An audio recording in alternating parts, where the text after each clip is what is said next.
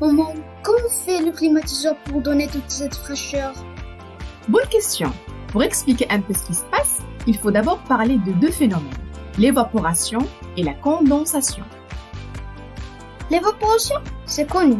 C'est comme lorsqu'on réchauffe de l'eau dans une casserole, il s'évapore et devient vapeur. Exactement. L'évaporation est le passage de l'état liquide à l'état gaz. Mais remarque importante, à chaque fois qu'il y a évaporation d'un liquide, l'entourage de ce liquide évaporé est refroidi. Ça, ce n'est pas évident à comprendre. Oui, effectivement. Prenons un exemple. Lorsqu'on a le visage mouillé, on sent de la fraîcheur, car l'eau s'évapore et refroidit ainsi notre visage. Oui, c'est vrai. Et la condensation, c'est quoi au juste? Eh bien, la condensation est l'inverse de l'évaporation. C'est lorsqu'un gaz devient liquide. Remarque importante aussi, la condensation s'accompagne par une production de la chaleur. Ainsi, à chaque fois qu'un gaz passe à l'état liquide, l'air de son entourage est réchauffé. Ok, mais quelle relation avec le climatiseur? Le principe du climatiseur est basé sur l'évaporation puis la condensation continue d'un fluide spécial. On évapore, puis on condense, puis on évapore, puis on condense, etc.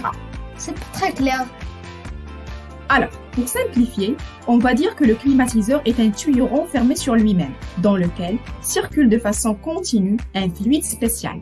Le tuyau, qu'on va appeler circuit, est installé dans la chambre de façon à ce qu'une partie du circuit est en contact avec l'air de la chambre et l'autre partie est en contact avec l'air de l'extérieur. Il y a deux cas, lorsque le climatiseur est en mode refroidissement et lorsqu'il est en mode chauffage. Prenons d'abord le premier cas, le mode refroidissement.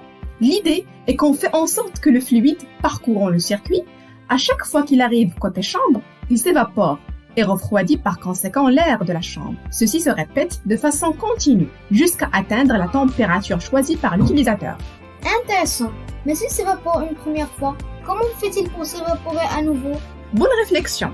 C'est justement le rôle du compresseur, ce gros volume à l'extérieur. Alors, après s'être évaporé au niveau de la pièce, le gaz arrive au compresseur où il est comprimé. Comme ça, au contact de l'air à l'extérieur, il se condense et redevient sous forme liquide.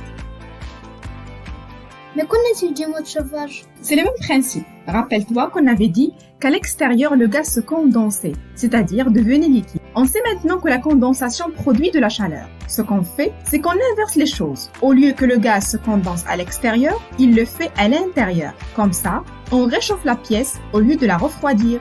Merci maman, maintenant ça va mieux avec le climatiseur. Y a pas de quoi!